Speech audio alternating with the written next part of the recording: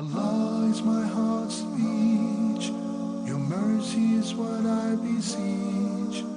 Keep in my heart your remembrance, and in your deen allow me to advance. Help me in my quest, permit me to pass the ultimate test. Help me in my quest, permit me to pass the ultimate test. بسم الله الرحمن الرحيم.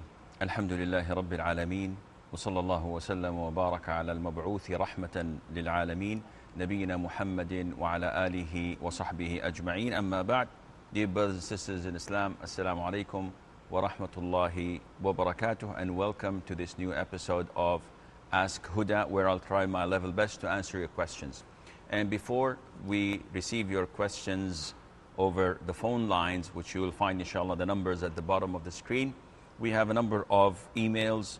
The brother who did not mention his name, he says that for long 10 years I've been suffering, and I've been practicing for the past 2 years. I'm 26 years now, and I've been praying 5 prayers a day, and I've been trying my level best to be God-fearing. However, I have this illness in me. I have this fear that I may die as a kafir, or I may commit suicide.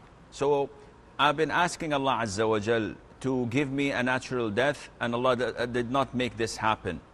So his question is, if I kill myself, would I be thrown in hell because of killing myself, or can I object to Allah and say, oh Allah, I've requested that you give me a natural death and you didn't, and I've requested you that you relieve me from my tribulation and situation, and you did not answer. So will I still go to hell? And the answer is, committing suicide is one of the major sins of Islam. Allah Azza wa Jal mentioned that in Surah An-Nisa, and the Prophet told us alayhi salatu wasalam, that it is a major sin, and the person who kills himself would be killing himself until the day of judgment, that is in his grave, whether by stabbing, if he committed suicide by stabbing himself, or drinking poison, or throwing himself from a high riser or a mountain, or drowned himself. He will be continuously punished with the same way that he killed himself till the day of judgment. And then it is up to Allah Azza wa Jal, because this is one of the major sins. It does not take a person of the fold of Islam, but it is a major sin. If Allah Azza wa Jal wishes to punish him, Allah would do so. If Allah wishes to forgive him, this is up to Allah. You have no right in objecting to Allah Azza wa Jal. You have to kick these bad thoughts and whispers of shaitan. Don't let shaitan play you. The only one who's laughing his head off is shaitan when you have these thoughts. Look at the positive things that Allah has given you. Look at your health, look at your wealth, look at those around you, family members that Allah has blessed you with. Look at the 3 meals that you have. Look at the food you have. Look at the education you have. There's so many things that you can be grateful, but those who are by nature ungrateful would continue to doubt Allah Azza wa Jal. So be careful, because this is one of the major sins.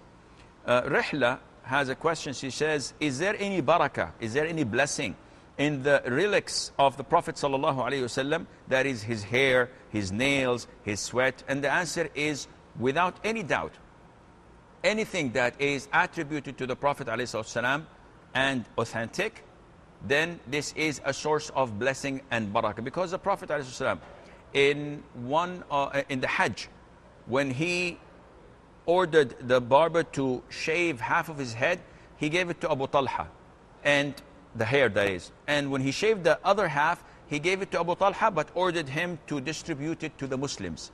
And we all know the hadith that whenever he went to perform ablution, the companions would jump in to try to get any remains of that water to seek Allah's blessing. And we know the hadith of Sulaym, may Allah be pleased with her, when the Prophet ﷺ used to nap in the afternoon, sometimes in her house, she would put something that collects his sweat, and she would mix it up with the perfume. So without any doubt, any relics of the Prophet ﷺ authentically attributed to him is a mean of blessing and barakah. However, at the moment, there isn't anything that is authentically attributed to him. So if you go to Topkapi, for example, or the museums here or there, or the masjids in Afghanistan or wherever, and they claim that we have a hair of the Prophet ﷺ, we have his shoes, we have his sword. All of these things are not truly attributed to him, because it has to be authentic. We have to have, like the hadith,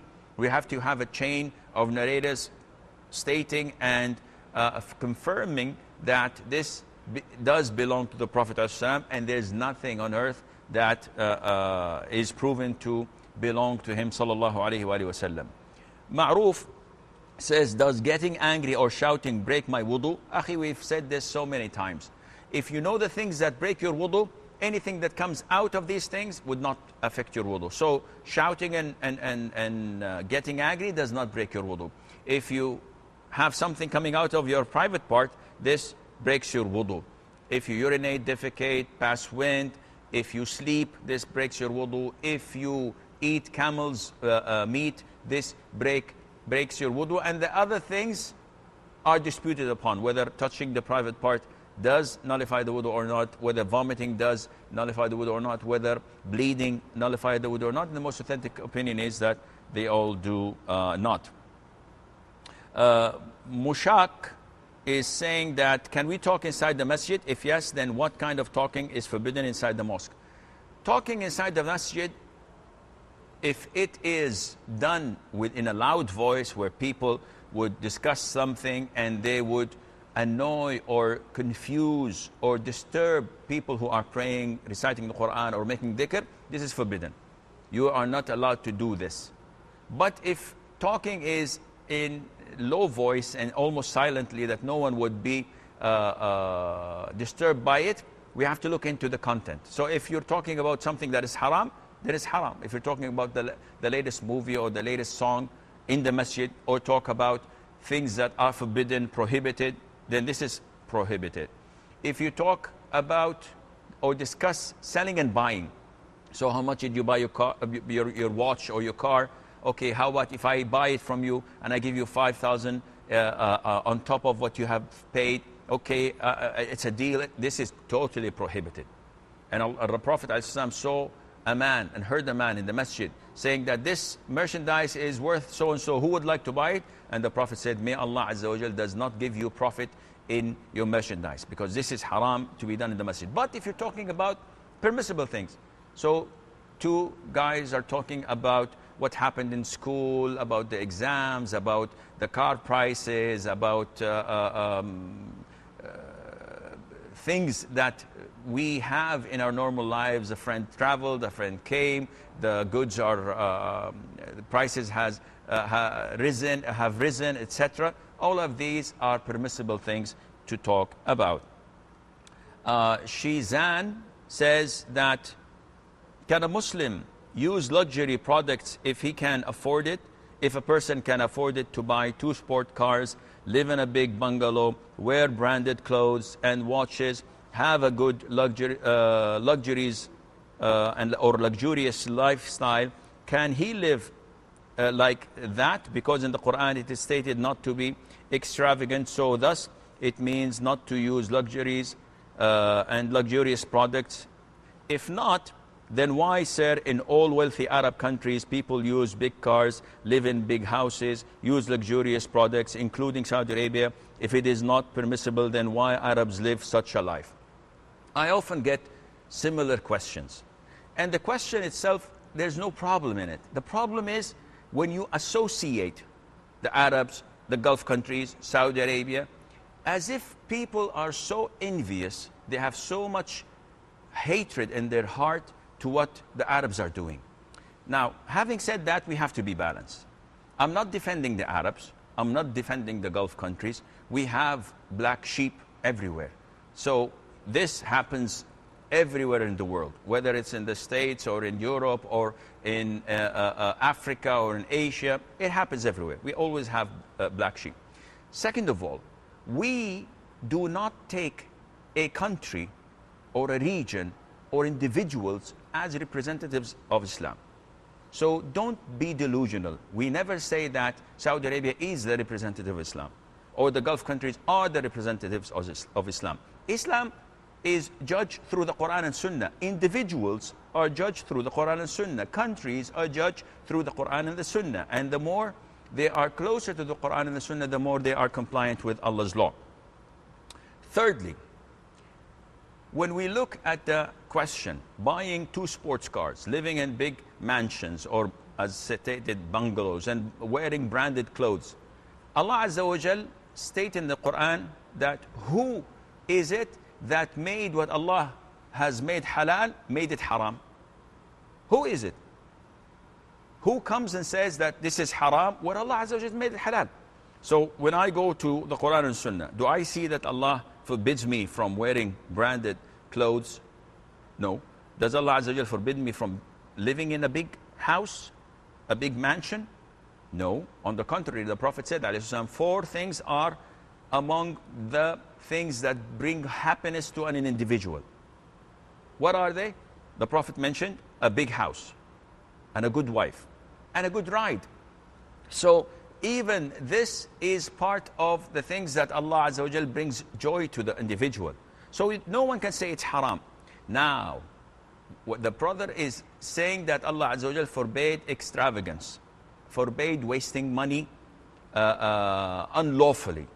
And scholars say that we have to look into this instruction, and it depends from one person to the other. So we have highly paid people, very rich, businessmen, traders, executives, and we have middle style people, and we have poor people. So for those who are in the highest level, if someone's income is, let's say, 100 or 150,000 riyals, and I know people that have such an income.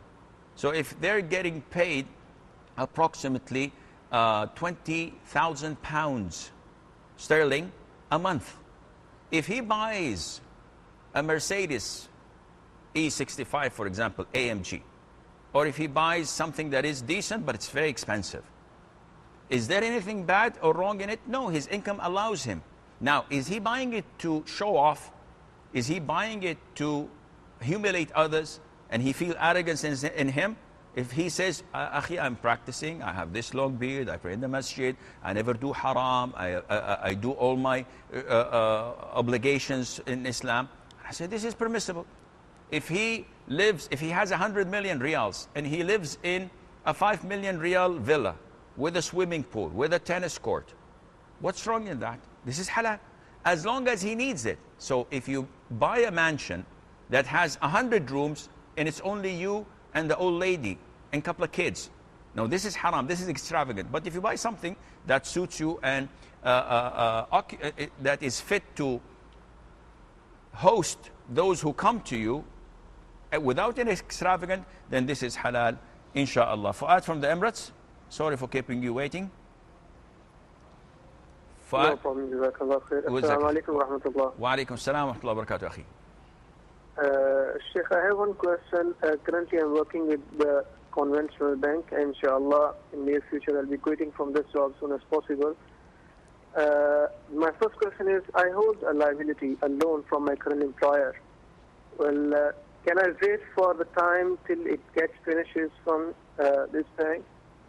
And secondly, if I'm offered a job by an Islamic bank, will that be okay to work for?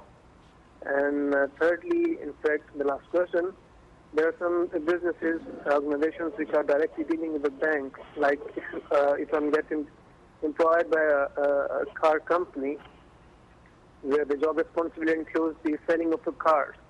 So as you know that most of the cars get financed by the bank, and in fact we have to sell to the customers and tell them all the ways how they can get the financed by the bank and everything. If I'm getting a job like that, will that be permissible? Okay. To the rules and regulations of Islam. Okay. I just need your opinion about that. Okay, Fuad, I need to ask you about the work you're working. Now you're working in a conventional bank, and you are saying that you have a loan. Usually the bank gives you a loan for 5 years. So you're asking, should I pay it immediately now and clear the loan, or can I still continue to pay it in installment? Is this your question? Yeah, in fact my question is, I have a loan from a current bank. Okay. And still there is an outstanding amount which I need to pay to them. Okay. So, in fact, my question is, means can I wait till the time so I can finish it up this loan and then I can quit from the banking job, from the Okay. conventional bank I mean. Otherwise, if my end of service benefits get equal to the outstanding amount, in that case, I shall quit the job Okay. as soon as possible. What would be the way? What should what would be the way I should adopt? I will in ask. this I case? will answer your questions, inshallah. Inshallah. Abdullah from Nigeria. Assalamu alaikum wa rahmatullahi wa barakatuh. Salam wa rahmatullahi wa barakatuh. Good evening to you, akhi. Yes, sir, I have two questions. The first one is, well, both of them are regarding Azam al-Sabr. The first one is it true that the Surah Al-Mulk, reciting at night, would make a person to be saved from Azam al-Sabr? And the second one is it okay for a person to say that if I succeed in, if inshallah I succeed in being saved from the Azam al-Sabr, that inshallah my akhirah will be good, that I'm trying as much as possible to be saved from Azab al-Qabr. Is that okay for a person to say that?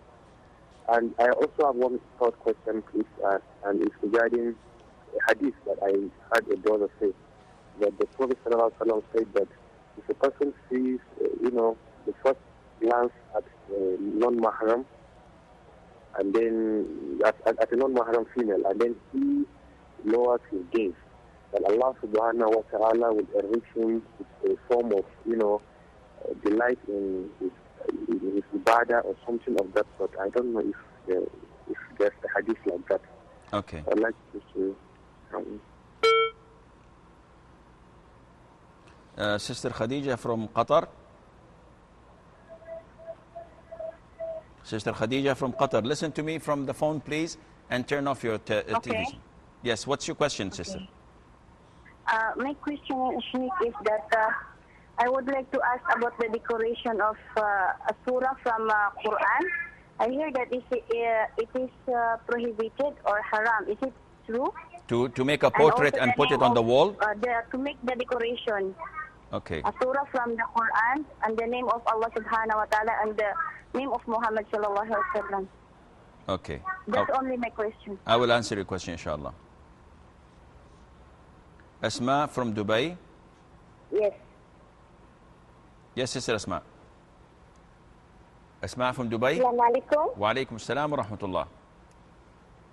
Brother, I wanted to know that since I'm staying in Dubai, I'm surrounded by mosque, by the masjid. So when one masjid azan is over and I stand for my prayer, by the time another masjid azan is starting, so what should I do? Should I continue my prayer or should I stop and wait for that azan to get over?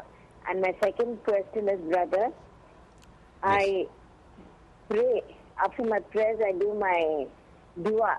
Can I repeat the dua every day, the same dua, like comment, bless everyone, bless, and should I start my dua asking for others' welfare or should I start my dua asking for me and my family? Please kindly. Okay, I will answer your question, inshallah. Thank you very much. You're welcome.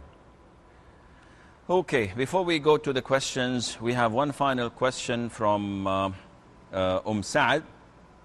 And she's saying that I know that we should not sleep on stomach, but can we put our little children to sleep on the stomachs?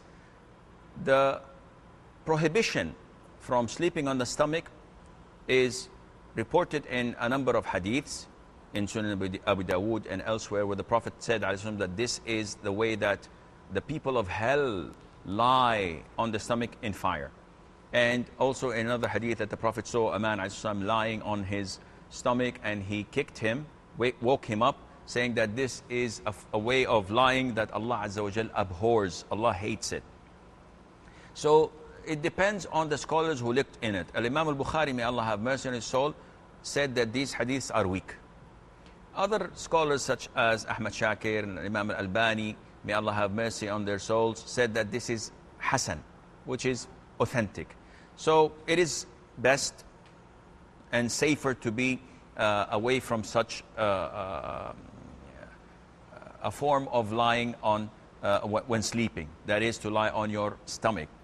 as for the children, yes, it is recommended at some times when they have gases and it's beneficial. However, a lot of the studies proved that a lot of fatalities and deaths among infants at their early age take place when they are lying on their stomachs. So they suffocate. Unfortunately, may Allah preserve all of our children and the Muslim children as well. And it is also scientifically proven that when you sleep on your right hand side, the food is digested 60 or 70 times, 70% faster and better than when you lie on your left hand side.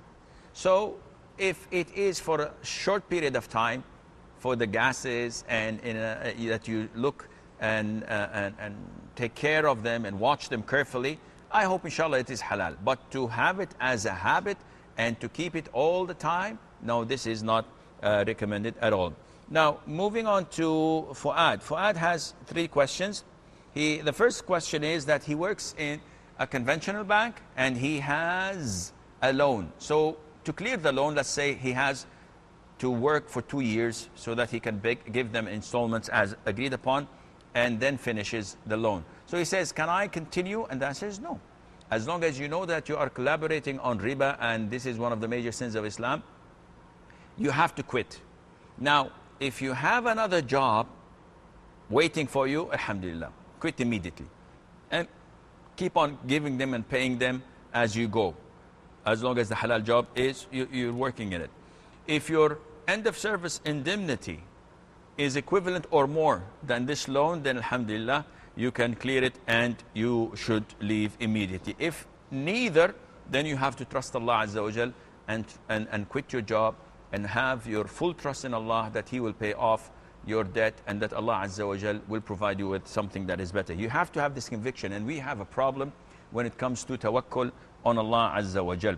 Secondly, he says that he has a job offer from an Islamic bank.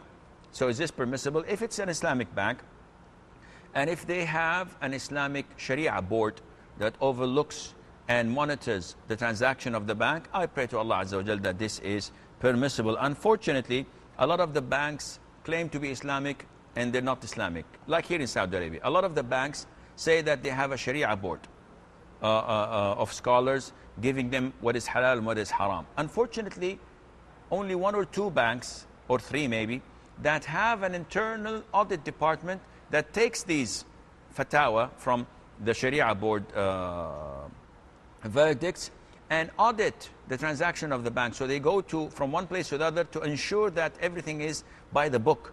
The majority of so-called Islamic banking, or those who have windows of Islamic banking, they are conventional banks, but they have a branch that deals in Islamic banking so that they would draw people in. Unfortunately, they do not apply this. So they show you the fatwa, they show you the stamps of the 3 well-known sheikhs that always give the stamps, and whenever they go back on a fatwa, they never issue a similar fatwa with stamps because the bank has already paid for it.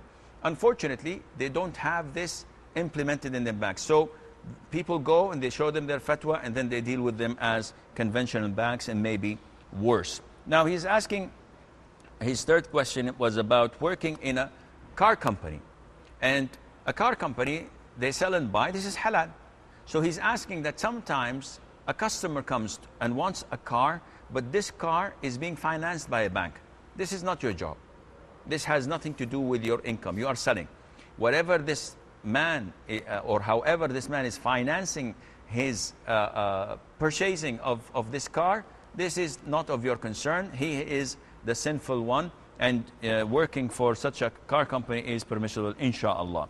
Abdullah from Nigeria says that, is it true that Suratul Mulk, known as Tabarak alladhi biyadihi al-mulk wa huwa ala kulli shayin qadir, a surah that is composed of 30 verses of the Quran, is it correct, or the hadith, is it authentic, that Allah Azza wa Jal would save those who memorize the surah and recite it every night from the torment of the grave? And the answer is yes. The hadith is authentic. Now, he says a second question, which I hope I understood it correctly. He says that if a person maintains reciting the surah and Allah would not punish him in the grave, does this by default mean that he will not be punished in the hereafter? And the answer is no. The torment of the grave has nothing to do with the torment on the day after. I'll explain this a little bit more. The most authentic opinion is that the torment of the grave takes place before the accountability and the weighing of the good deeds and the bad deeds on the scale on the day of judgment. So when a person is in his grave, maybe there are a number of sins that he had committed. Maybe he's a righteous person. Maybe he prays 5 times a day. Maybe he fasts Ramadan and voluntary fasts, etc. He has a lot of good deeds. He has got a lot of credit. However, there are specific deeds, bad deeds that he used to commit, and Allah told us that he will be punished in the grave for that, such as backbiting.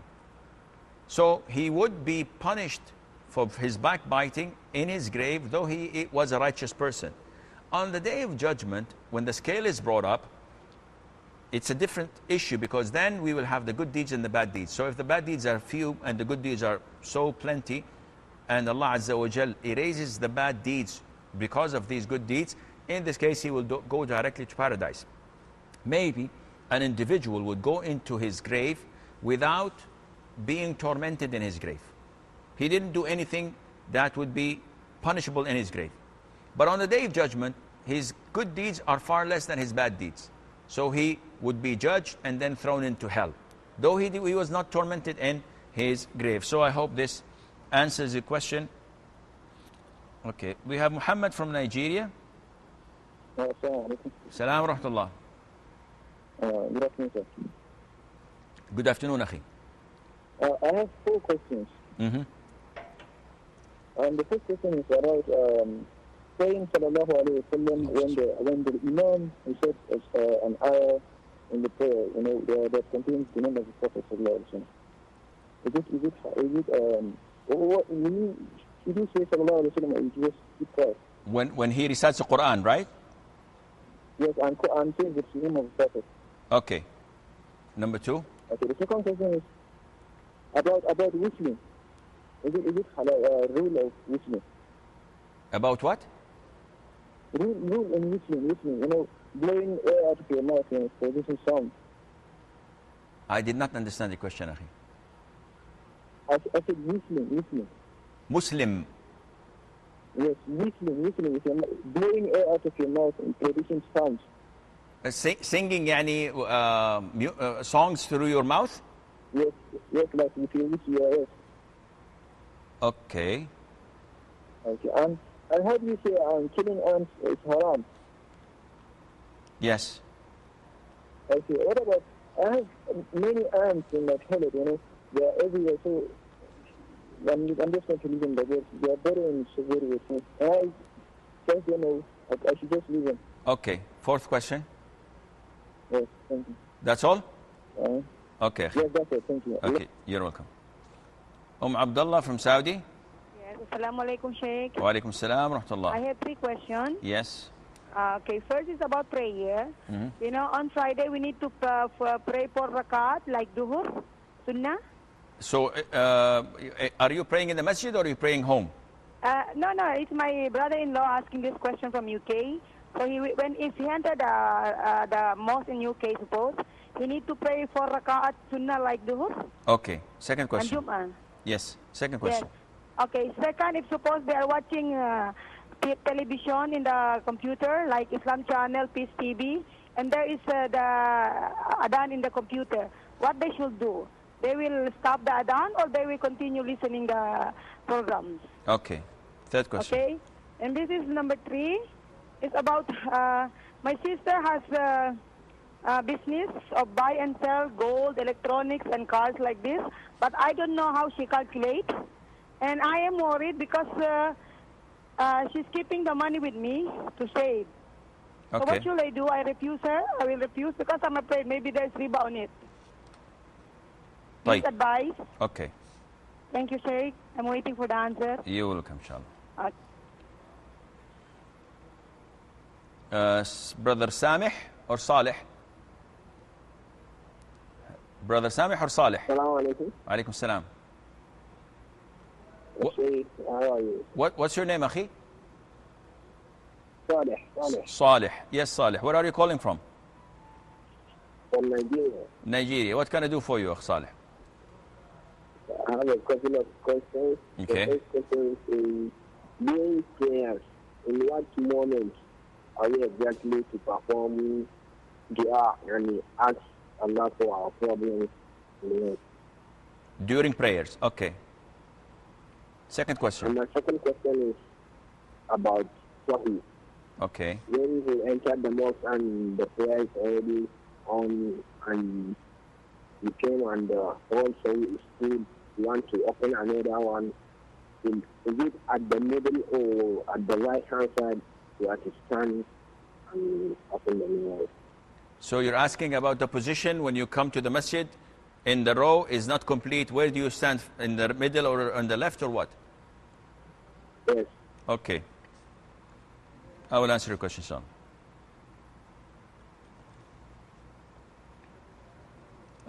Isa from Dubai? Yes. Isa or Isa? No, Aisha. Aisha. Okay. Yes, Sister Yes. Aisha. What can I do for you?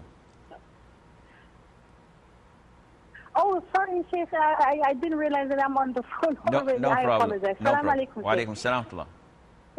I'm really sorry about that. Okay, I just have one question because I'm a little bit confused about it. It's about the istighfar that we can do throughout the day, and I just want to know from you because I know that throughout the day, like we can, like once in the morning and one time in the afternoon or in the evening, we can recite 100 times the istighfar. So my question to you is, do we is it enough for me just to say astaghfirullah alazim wa atubu ilayh, or do I have to say some additional supplication? That's my only question. Okay, I will answer your question, inshallah. Umar from Nigeria. Yeah. Yes, brother. Good. How are you? I'm fine, alhamdulillah. Please, I'm watching a very interesting program on Huda Apr. Okay, do you have a question? Right. My question is that there was one person in which we live in the same, we work in the same office. Okay. So anytime if we are discussing about Islam, Okay. in him, I always tell him that Allah is 40 is very, very important. What is important? Salat al-Fatih. Okay. So he used to argue with me that they are not doing Salat al-Fatih, they used to do Salat al-Ibrahim. Okay. I want more alignment about that. Okay, I will answer the question, inshallah. Hayyak Allah. Okay, we have a whole load of questions. Let us see, inshallah, what Allah Azza wa Jal would make easy for us to answer. Abdullah's third question, he's saying that he remembers hearing a hadith, but he's not sure of, and I'm not sure of as well. So he says that whoever looks down and does not send his gaze at an mahram, Allah would change him a sweetness that he would find in his heart and also in his forms of worship. I don't know of such a hadith.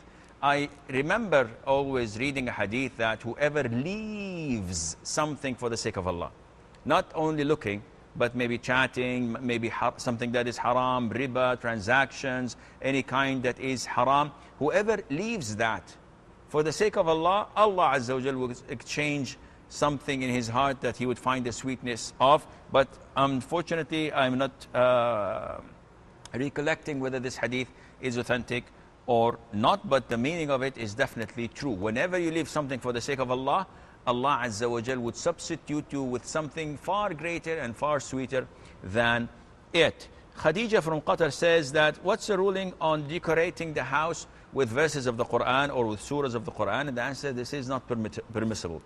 This is a form of humiliating the verses of the Quran, which were revealed only to be pondered upon. Allah Azza wa Jal had sent the Quran so that we can contemplate and ponder upon it, and to act in line with the instructions of Allah Azza wa Jal, not to use it as a form of decoration and people making money out of doing that. And also hanging the name of Allah, Muhammad, together, this is completely prohibited. A lot of the deviant sects do this. They make, when you enter the masjid, you say Allah Muhammad. And this implies that Allah and Muhammad are in the same level or in the same statue. And of course, whoever thinks or believes this is a kafir and he's not a Muslim. Nothing is equivalent or similar or even close to Allah Azza wa Jal. There is nothing that can come close to Allah subhanahu wa ta'ala. Therefore, the Prophet said, do not exaggerate in flattering me, and praising me, like the Jews and Christians did with their prophets and messengers. Just say, the servant of Allah and his prophet. This is what we say and believe about the Prophet alayhi salatu wasalam. So, yes, this is not permissible to be done in your house.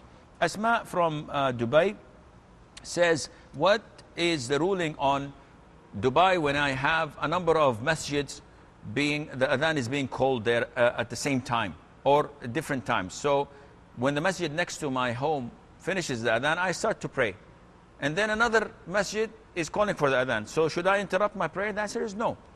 The adhan is made to inform people that the time of prayer is due. So if you trust that the mu'adhin, the masjid next to your home, is following the sunnah and is giving the adhan at the appropriate time, then the minute he says Allahu Akbar, announcing the time is due, you can start to pray. Regardless of how many other masjids are late in giving the adhan. There is no problem in that at all, alhamdulillah. Her second question is that after the salah she makes dua. And she asks, is this permissible, and should I start making dua for myself and my family and then for others, or can I do a mixture of both? First of all, making dua after every fard salah, this is an innovation. It was not reported by the Prophet ﷺ. So you can make dua before offering salam in the salah. After the tashahhud and before the salam, make as many dua as you want. Because the place of dhikr is after salam. The place of dua is while in prayer before salam. So this is the most authentic opinion. And of course, you start by making dua for yourself and your loved ones, and then make dua for others, because eventually you want to save yourself first, and you want your dua for yourself and your loved ones to be fulfilled first rather than the others. Muhammad from Nigeria says that when the Imam is reciting in the Salah, Muhammadur Rasulullah, for example, وَمَا كَانَ مُحَمَّدٌ أَبَا أَحَدٍ مِّن رِجَالِكُمْ, etc. If he recites and the mentioning of the Prophet ﷺ is there, can we say Allahumma salli wa sallim ala Muhammad in ourselves? And the answer is, it's an issue of dispute. And I feel that it is a form of innovation. It was never reported to us that the Prophet ﷺ encouraged us to do so. It was never reported to us that there is something to do it. We offer salutation to the Prophet ﷺ 24/7, but not in Salah. It is like when a person once sneezed in the presence of Abdullah ibn Umar, may Allah be pleased with him, and with his father. And the man said, Alhamdulillah, wassalatu wassalamu ala Rasulillah. And Ibn Umar said, and I also offer salutation to the Prophet ﷺ, but this was not the way that the Prophet taught us. The Prophet ﷺ said, whenever one of you sneezes, he should say Alhamdulillah, and that is it. And he did not add wassalatu wassalamu ala Rasulillah. So therefore, such an addition would be not recommended, and one should stay away from. His second question, I did not understand it correctly, but I think he was saying about the ruling on singing without musical instruments. And this is permissible.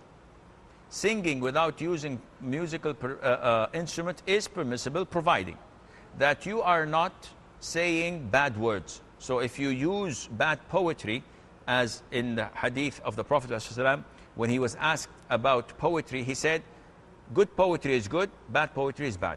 So the content, the lyrics themselves decide and dictate whether this is haram or halal. So if someone is singing, he is using vocals only to sing a song that has good meanings, this is permissible.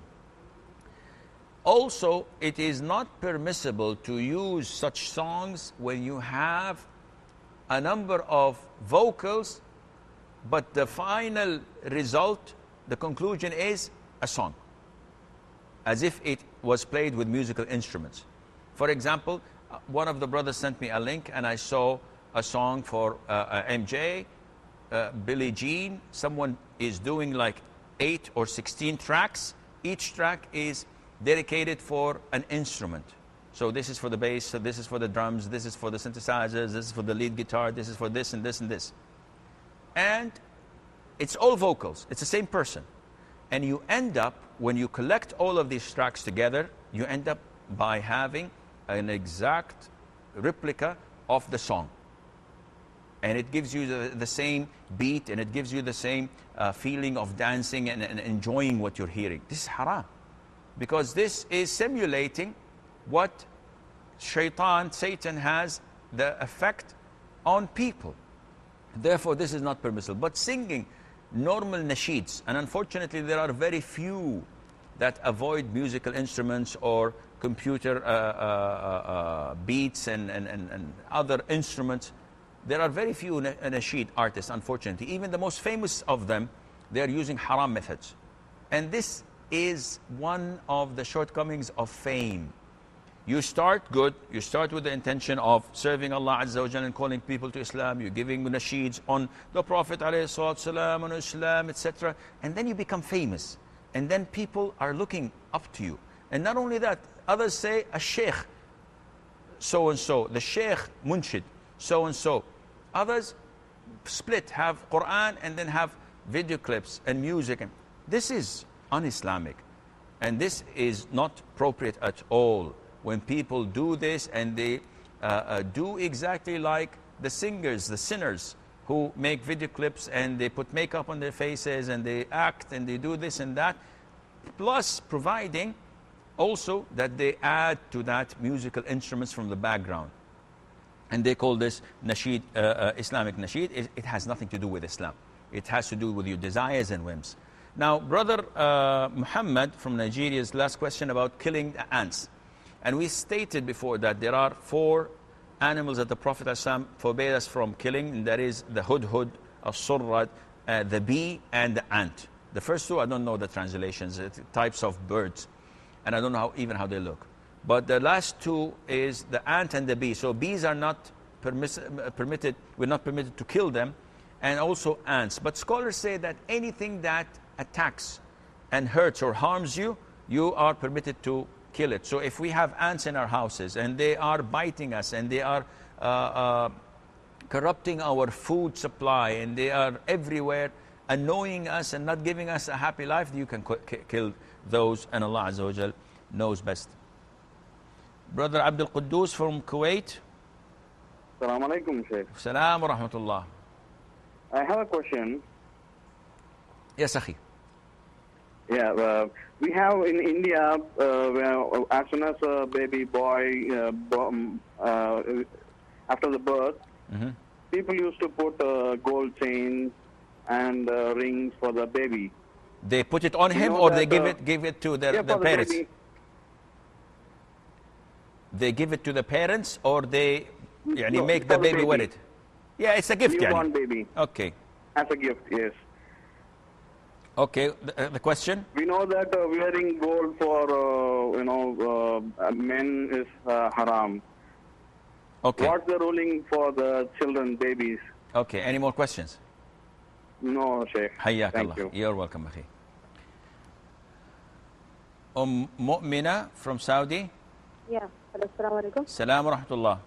I have a couple of questions for you. Yes. One thing is, we just answered about a question about adhan, that we can start our prayer as soon as we hear Allahu Akbar. Yes. So is it like, we have heard somewhere that we have to first answer the whole adhan and then we have to start our prayer? Okay. And one more thing related to this is that some people say that a person who does not answer to the adhan will not be able to recite the kalma when he will be dying. Okay. One thing. And this is one question. And the other one is about there are some franchises of different the food chains that we have here in Saudi Arabia. And we know that the products are not produced in Saudi Arabia, but they are sent from the other countries, America or Canada. Baskin-Robbins we have. What is being brought from other countries? Like we have Baskin-Robbins.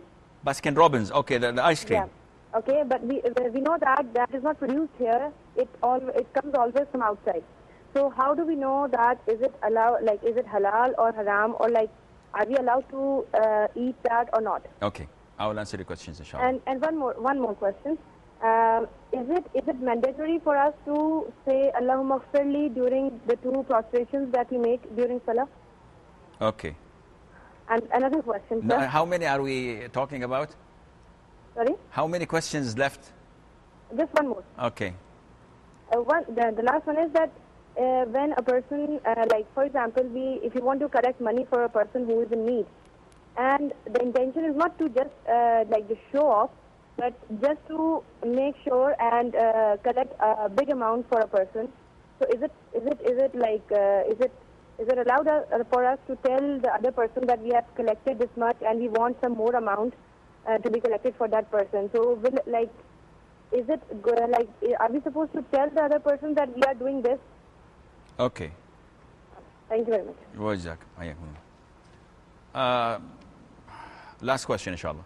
Okay, Khalid from Saudi. Assalamu alaikum, Chef. Alaikum salam. Thank you very much. Yes, bro. Yeah. Is it permissible to give zakat money for the construction of the institutional building like madrasa? Okay. Any more questions? That's it. Okay. Or we need to give it only to the individual, that's it. Okay, I will answer your question, inshallah. Okay, we conclude receiving the calls, so let us go. We have like 6 minutes, inshallah, more than enough. Abdullah from Saudi Arabia, she says that her brother-in-law called from UK and is asking, does Jum'ah, does Friday prayer have 4 rak'ahs before it like Dhuhr? And the answer is no. There is no sunnah prayer before Friday prayer. The sunnah for Friday is only after the Jum'ah is concluded, and it is either to pray 4 rak'ahs in the masjid, this is one choice, or if you don't pray in the masjid, you go back home and you pray only 2 rak'ahs. This is the way of the Prophet ﷺ. But he also told us that do not pray these 4 rak'ahs in the masjid until you speak to someone, or you get out, you leave. So there is no prayer after Jum'ah until you speak with someone, give him salam, so that people would know that you have broken your prayer with salam and with talking. Her second question is that when we listen to the adhan from the computer, if we're watching Islam channel, or if we're watching Peace TV or any other, and we hear the adhan, do we repeat after it? And the answer is no. Unless the adhan is live, where it is actually being given. But the majority of TV channels, they show only recorded adhan, and therefore you should not repeat after that.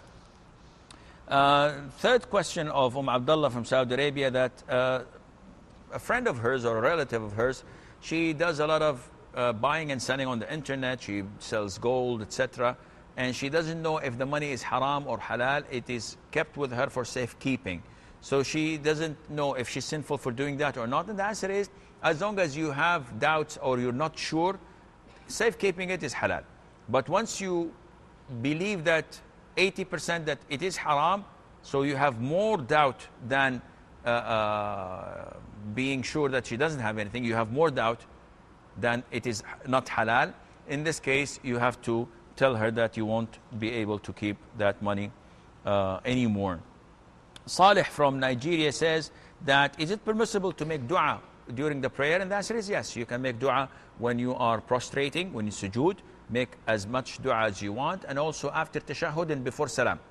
After you conclude the tashahhud, just before the salam, you can make dua as much as you wish. And he's saying that when I come to the masjid, where should I stand?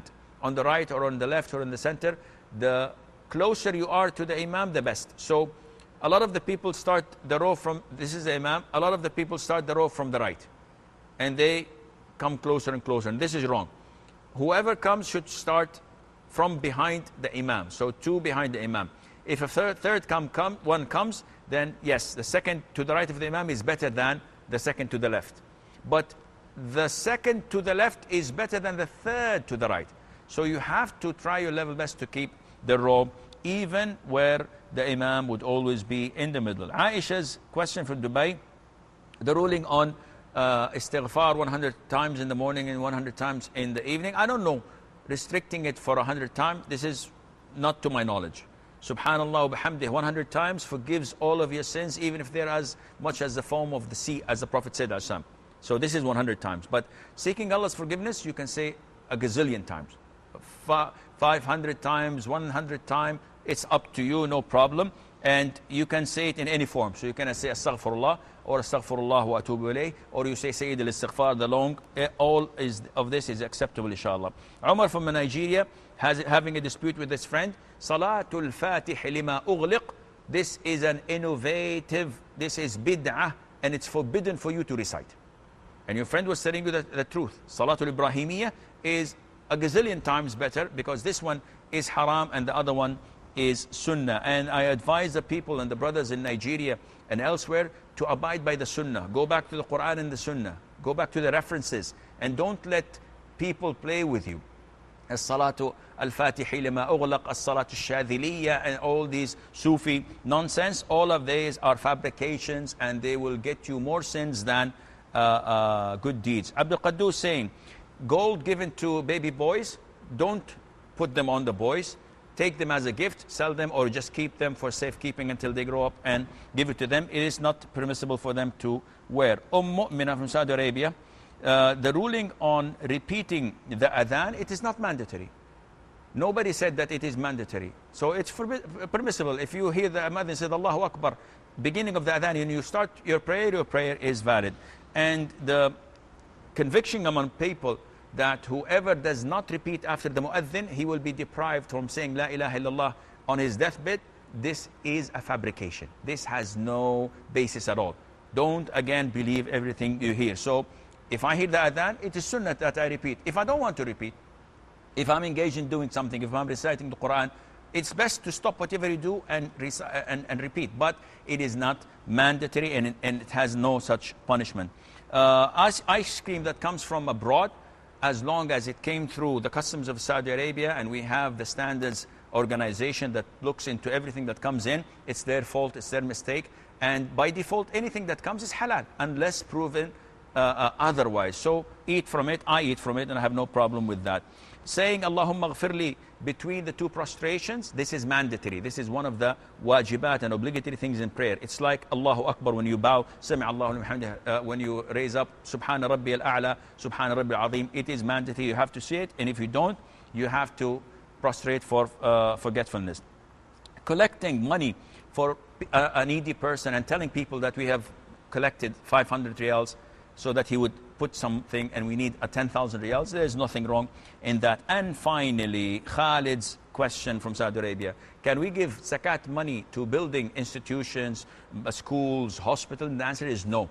Verse 60, chapter 9, Allah Azza wa Jal mentioned to us 8 categories that we can give the money to, and none of them is public buildings or institutions such as universities, schools, or Tahfidh al-Quran buildings. All of these are not part of the 8 categories, so limit them to these 8, and Allah Azza wa Jal knows best.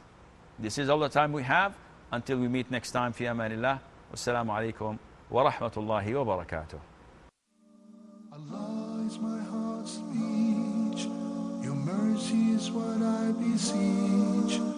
Keep in my heart your remembrance, and in your deen allow me to advance. Help me in my quest. Permit me to pass the ultimate test. Help me in my quest.